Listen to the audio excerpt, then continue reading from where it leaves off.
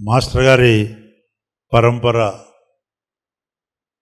మన జయకుమార్ గారు ఈ యొక్క లోటస్ కాంగ్రిగేషన్ కమిటీ అధ్యక్షులు, సీనియర్ సాధకులు, సుదీర్ఘంగా అనేక విషయాలు చెప్పిన తుమ్మలూరు శాస్త్రి గారు, మరొక సీనియర్ సాధకులు కేవి సుబ్బారావు గారు, రాజారావు గారు, గోపీకృష్ణ గారు, అక్కడ కూర్చున్న మా ఎన్ఆర్కే గారు, ఇంకా అనేక ప్రభాకర్ శాస్త్రి గారు, పెద్దలందరూ చాలామంది పేర్లు, అంటే తిరుపతి సెంటర్ దగ్గర నుంచి అంతా, లక్ష్మణ్ గారు, లక్ష్మణమూర్తి గారు, బళ్ళారి నుంచి వచ్చినటువంటి శివనాథ్ గారు, శివమూర్తి గారు, ఇక పేర్లు తీసుకుంటూ పోతే చాలా ఉన్నాయి.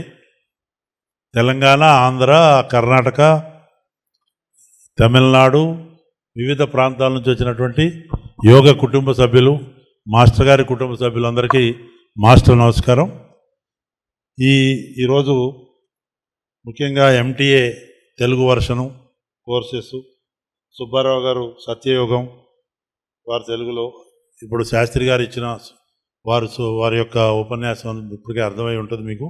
ఒక ట్రాక్లో పెట్టాలి ఈ యొక్క యోగా కార్యక్రమాలని, ప్రాక్టీసు ఓ పద్ధతి ప్రకారం చేయాలనే ఉద్దేశంతో వారు ఫ్రీగా అనేక పుస్తకాలు తీసుకొచ్చి మీకు వెసులుబాటు కల్పించే నేపథ్యం.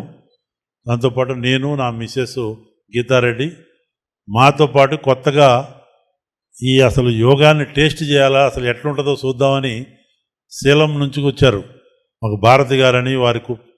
వారి పుత్రికా రత్నం ఎందుకంటానంటే ఆమె గురించి ఒక నిమిషం తర్వాత చెప్తాను. హరినిష, తర్వాత ఇంకొక ఆయన పార్థసారథి, ఇట్లా అనేక మంది కొత్త మిత్రులు కూడా వచ్చారు, కొత్త సభ్యులు. ముఖ్యంగా ఇది ఒక అద్భుతమైనటువంటి వృత్తరహిత తారక రాజయోగంగా మనం ఈరోజు చేస్తున్నటువంటి నేపథ్యం. నేను అక్కడ కూర్చున్నప్పుడు అమృత వాక్కు ఒకటి చూశాను మాస్టర్ గారిది.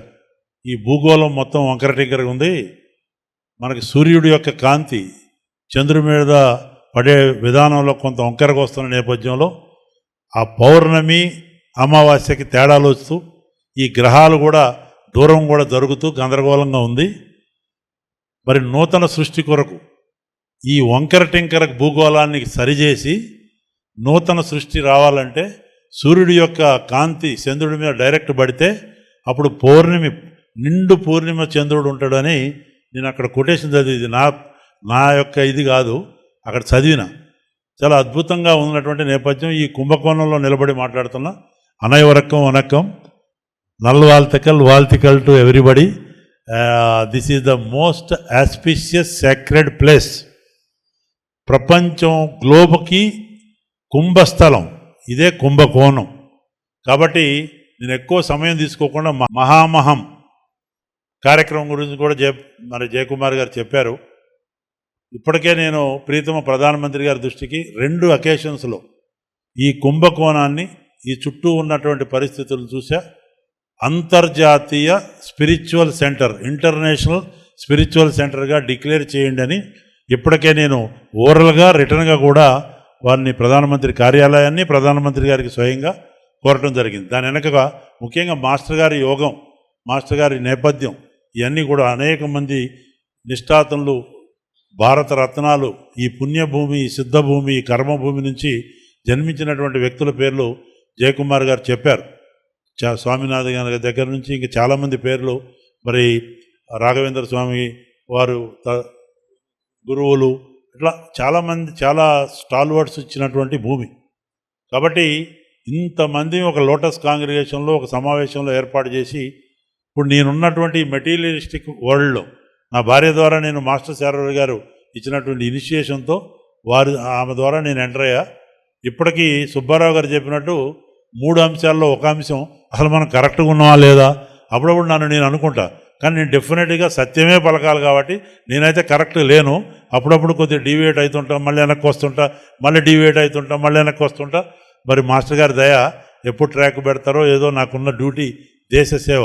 అంటే దేశీయకమం దైవీకమం అని ఆయన ముత్తురామలింగ దేవయ్యారు, ఆయన 2 కళ్ళు నాకు అని చెప్పిండు. అంటే ప్రతి ఒక్క వ్యక్తి నేను అట్లా నమ్మి ఒక సర్వీస్, దేశమే పరమావధిగా ఒక సర్వీస్ ఓరియంటెడ్గా నేనున్నటువంటి నేపథ్యంలో ఉన్నాను. ఆ దిశలో చేస్తున్నటువంటి పరిస్థితుల్లో ఇది ఒక అద్భుతమైనటువంటి యోగం. నేను ఎందుకు శీలం నుంచి అమ్మాయి పేరు చెప్పానంటే, ఒక యంగ్స్టర్ బహుశా 18 ఇయర్స్ 20 ఇయర్స్ ఉంటాయి. ఆమె శాస్త్రి గారిని అడిగింది ఈ యోగం గురించి, అసలు నేను ఎందుకు, why I have taken birth, నేనేం చేయాలా, నా యొక్క జన్మ యొక్క విధి విధానాలు ఏంటి అని ఒక క్వశ్చన్ వేసింది. ఫస్ట్ రావటం ఎల్కేజీ ఇది ఒక రకంగా చాలా అద్భుతంగా ఉండే. నిన్నటి చాలా డిస్కషన్ వారు కూడా చెప్పారు. ఇట్లాంటి యంగర్ జనరేషన్ కూడా అట్రాక్ట్ అవుతున్నారు. వాళ్ళకు కూడా అసలు జీవితం ఏంటి, ఈ మటీరియలిస్టిక్ భవబాంధవ్యాలు, సంసార బాధలు, సుఖాలు, ఈ అన్నిటి మధ్యలో ప్రయాణం చేస్తూ అసలు మన గోల్ ఏంది అనే విధిలో నేనేదో పెద్ద పెద్ద మాటలు చెప్పడం కాదు, కానీ నేను కూడా ప్రయత్నం చేస్తున్నా. ఇంకా నేను ఆ ట్రాక్లో ఉన్ననో లేనో నాకు తెలియదు. బట్ వారు టెస్ట్ చేసుకోమన్నారు థర్మామీటర్ పెట్టి. మా ఇంట్లో ఒక పెట్ డాగ్ ఉంటుంది, మా కూతుర్లు పెంచుకుంటారు. నా పెద్ద కూతురు అమెరికాలో ఉంది, చిన్న కూతురు స్కాట్లాండ్లో ఉంది. సడన్గా ఆ పెట్ డాగ్ ఏమైందో ఒక పెద్ద గరిచి విచిత్రంగా ఎప్పుడు చేయదు. అది దాని పేరు లైలా. అది ఏందో గందరగోళం చేసి నా చేతుల మీద ఉంటే నా మిస్సెస్ వచ్చి ఇమ్మీడియట్గా మాస్టర్ నమస్కారం పెట్టి, మేము నిజంగా కూడా మా సెక్యూరిటీ వాళ్ళు అందరూ వచ్చారు. రాత్రి midnight 12 o'clock అమావాస్య, ఏముందో తెలియదు. ఇంత చేసి ఆ డాగ్ అయినా ఒక నోరు లేని జీవం చెప్పుకోలేదు. ఏమొచ్చి కొద్దిగా కళ్ళు మూసుకొని టచ్ ఇచ్చింది. ఏదో గొప్ప అని నేను చెప్పట్లే. ఇమ్మీడియట్గా సెట్ అయిపోయి మళ్ళీ కింద కూర్చొని, అంటే మాస్టర్ గారి యొక్క ఆ డెవలప్మెంట్, ఆ గ్రేస్ కొంత నేను స్వయంగా చూసా. నాకు కూడా అనుభూతి అప్పుడప్పుడు కలుగుతుంది. ఎన్ఆర్ కృష్ణ గారి గురించి కొద్దిగా చెప్పాలి. వారు ఎన్ఆర్ కృష్ణ గారు రైల్వే డిపార్ట్మెంట్లో పనిచేస్తున్నారు. ఎంత అద్భుతమైనటువంటి మాస్టర్ గారు అంటే గేసి, చాలామంది పెద్దలు సీనియర్ సాధకులు తెలుసు వారి గురించి, బట్ చాలామందికి తెలియదు కాబట్టి చెప్తున్నాను. వారు చెన్నైలో ఉంటారు. నేను ఎప్పుడు పోయినా ఎప్పుడు వీలున్నా వారి దగ్గర కూర్చుంటారు కొద్దిసేపు. వారు రైల్వే డిపార్ట్మెంట్లో పనిచేస్తారు. రైల్వే కదా, పోస్టల్ డిపార్ట్మెంట్లో పనిచేస్తారు. ట్రైన్ యాక్సిడెంట్ అయింది. ఆల్మోస్ట్ అందరూ అనకూడదు, బట్ భగవంతుడు 225 మెంబర్స్ స్వర్గస్థులయ్యారు.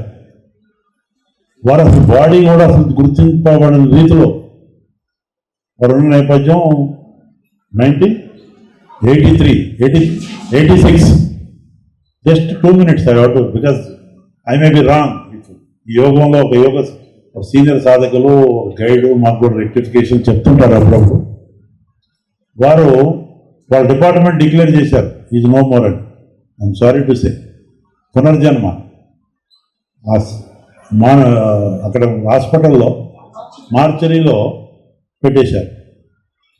క్లీన్ చేసేవాళ్ళు ఎవరైతే మాస్టర్ సివివి అని ఒక 3 పదాలు వస్తున్నాయి. మాస్టర్ సివివి ఏంది, అక్కడ సౌండ్ అని ఎక్కడ కనపడలేదు. అయినా బాడీస్ ఉన్న దగ్గర సౌండ్ ఎట్లా వస్తుంది? అలాంటి పరిస్థితిలో వారు అసలు గుర్తుపట్టిన పరిస్థితిలో బాడీ లెక్కనే పెట్టారు. ఇంకా నిజంగా నాకు చెప్తుంటే నాకే ఇది ఉంది. ఒక మాస్టర్ సివి అనే వర్డ్ ఎవరో గుర్తుపట్టి అయ్యో జీవం ఉంది అని వస్తే, ఇవాళ దట్ ఈజ్ ఏ పునర్జన్మ ఎన్ఆర్ కృష్ణ గారు. నిజంగా ఇప్పుడైతే పర్మిషన్ లేకపోయినా చప్పట్లతో వారికి ఇంకా శక్తిని ఇవ్వాలని కొద్దిగా డివేట్ అవుతున్నా, ఏమనుకోకండి.